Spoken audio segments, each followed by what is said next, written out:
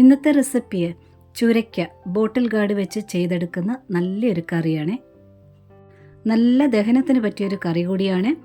ചുരയ്ക്ക ഒന്ന് വെന്ത് കിട്ടേണ്ട താമസം മാത്രമേ ഉള്ളൂ. ബാക്കിയുള്ള പണിയെല്ലാം സിമ്പിളാണ്. കുമ്പളങ്ങയിലും വെള്ളരിക്കയിലും ഒക്കെ ഇതേ രീതി തയ്യാറാക്കാവുന്നതാണ്. പക്ഷേ ചുരയ്ക്കായിൽ ഉണ്ടാക്കി നോക്കുമ്പോൾ നല്ല ടേസ്റ്റാണ്.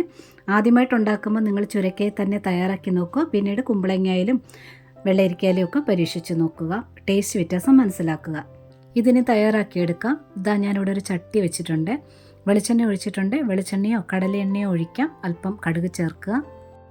കടുക് ഒന്ന് പൊട്ടി വന്ന ഉടനെ തന്നെ തീ നല്ലവണ്ണം കുറച്ച് വയ്ക്കുക. ഒരു 3/4 ടേബിൾ സ്പൂൺ കടലപ്പരിപ്പ്, ഒരു 1/2 ടേബിൾ സ്പൂൺ ഉഴുന്ന് പരിപ്പ് കൂടെ ചേർത്തിട്ടുണ്ട്. ഇനി ഇതൊന്ന് മൂത്ത് വരണം. ഉഴുന്നൊന്ന് ശ്രദ്ധിച്ചാൽ മതി. ഉഴുന്നിൻ്റെ കളറ് മാറിയിട്ട് ചെറുതായിട്ടൊന്ന് ചുവന്ന് വരാൻ തുടങ്ങും.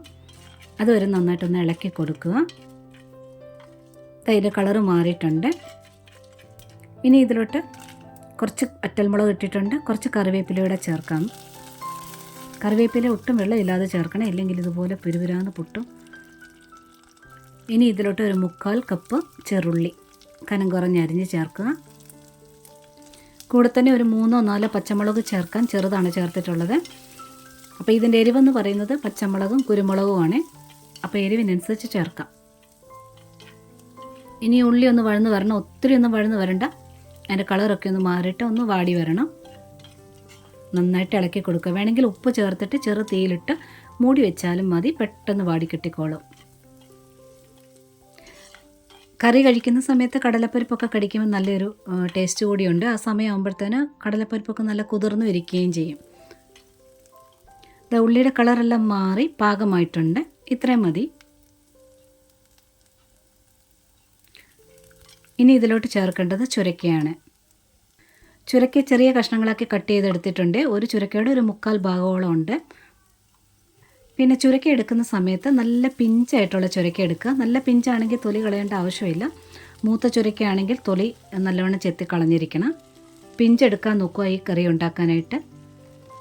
ഏകദേശം ഒരു 5 കപ്പിനടുത്തായിട്ട് ഉണ്ട്.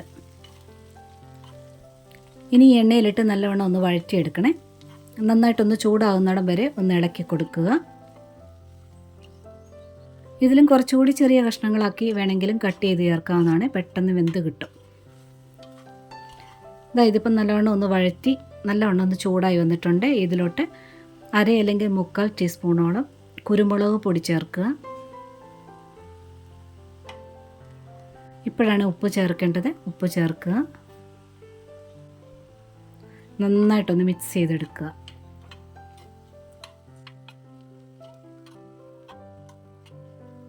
ഞാൻ പറഞ്ഞല്ലോ, ഇതിനകത്ത് എരിവെന്ന് പറയുന്നത് കുരുമുളകും പച്ചമുളകുമാണ്. ഇതിപ്പോൾ അല്പം ഒന്ന് ചുരുങ്ങി വന്നിട്ടുണ്ട്. നന്നായിട്ട് ചൂടായി കഴിഞ്ഞപ്പോഴത്തേന് ഇനി ഇത് വേകാൻ വേണ്ടി വെക്കണം. ഒരു തവി വെള്ളം ഒഴിച്ചു കൊടുക്കുക. ചുരക്കയിൽ വെള്ളം കാണും. എന്നിരുന്നാലും ചട്ടിയുടെ അടിക്കൊന്നും പിടിക്കാതിരിക്കാൻ വേണ്ടി ഒരല്പം വെള്ളം ചുറ്റിനും ഒന്ന് ഒഴിച്ചിട്ട് മൂടി വയ്ക്കുക. ഇടയ്ക്ക് തുറന്നിട്ടൊന്ന് ഇളക്കി വീണ്ടും ഒന്ന് മൂടി വെച്ചിരിക്കണം. ഇതിപ്പോൾ നല്ലവണ്ണം വെന്തിട്ടുണ്ട്. അളവ് കണ്ടില്ലേ, പകുതിയായ പോലെ വന്നിട്ടുണ്ട്. നല്ല മഴ സമയത്തുള്ള ചുരക്കയാണെങ്കിൽ വെള്ളം അതിൽ ഏറെ കാണും. എന്നിരുന്നാലും ചട്ടിക്കടി പിടിക്കാതിരിക്കാൻ വേണ്ടി ഒരല്പം വെള്ളം തളിച്ചു കൊടുത്ത് മൂടി വെച്ച് ഇതുപോലെ വേവിച്ചെടുക്കണം. കുരുമുളക് പൊടി ചേർക്കുന്നതുകൊണ്ടാണ് അതിൻ്റെ കളറിൽ കുറച്ചൊരു മങ്ങലുണ്ടാകുന്നത്. ഈ സമയം കൊണ്ട് കടലപ്പരിപ്പൊക്കെ വെന്ത് നല്ല സോഫ്റ്റായിട്ടുണ്ട്. വെന്ത് കഴിഞ്ഞ ഉടനെ ഗ്യാസ് ഓഫ് ചെയ്യുക. ഇതിന് നല്ലവണ്ണം തണുക്കാൻ വേണ്ടി മാറ്റി വയ്ക്കുക. ഈ സമയം കൊണ്ട് ഒരരപ്പ് ഇതിന് വേണ്ടി അരച്ചെടുക്കാനായിട്ടുണ്ട്. അതരയ്ക്കാം. ഈ ഒരളവിന് 1 കപ്പ് ഫുള്ളായിട്ട് തേങ്ങ എടുക്കാമേ. ഇതിലൊരു ടേബിൾ സ്പൂൺ തേങ്ങ കുറവാണേ.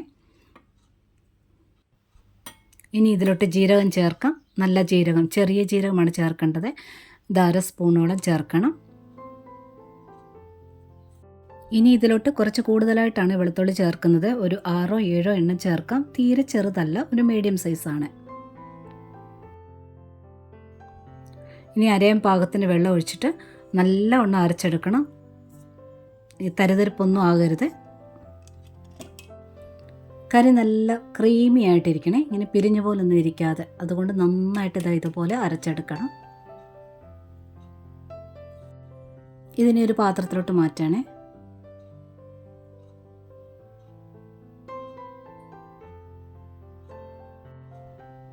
ഇതിലോട്ട് നല്ല കട്ട തൈര് ഒരു 1/4 കപ്പ് ഒഴിക്കുന്നുണ്ട്. പുളി മിതമായിരിക്കണം, ഒത്തിരി പുളിയാകരുത്. ഈ ഒരളവിന് 1/4 1.5 കപ്പ് ചേർക്കാൻ കുഴപ്പമൊന്നുമില്ല. ഇതുപോലെ വിസ്ക് വെച്ച് നന്നായിട്ടൊന്ന് മിക്സ് ചെയ്തെടുക്കാം. ഇത് മിക്സിയിലിട്ട് ഒന്നിച്ചിട്ട് അടിക്കരുത്, ഒത്തിരി അങ്ങ് വെള്ളം പോലെ ആയിപ്പോവും. ഞാൻ പറഞ്ഞല്ലോ ഈ ഒരു കറി ഒരു ക്രീമി ആയിട്ടിരിക്കണം. അപ്പോൾ ഇതുപോലെ വിസ്ക് വെച്ച് മിക്സ് ചെയ്തെടുക്കുന്നതാണ് നല്ലത്. ചുരക്ക നന്നായിട്ട് തണുത്തിട്ടുണ്ട്. ഇനി ഇതിലോട്ട് ഒഴിക്കാം.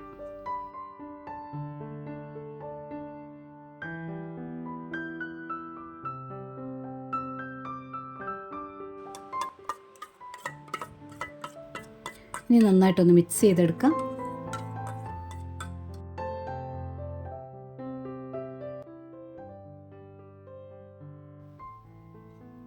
നന്നായിട്ട് മിക്സ് ചെയ്തിട്ട് ഉപ്പ് പോരാഴിക വരും, ഉപ്പൂടെ ചേർത്ത് ഇളക്കണം.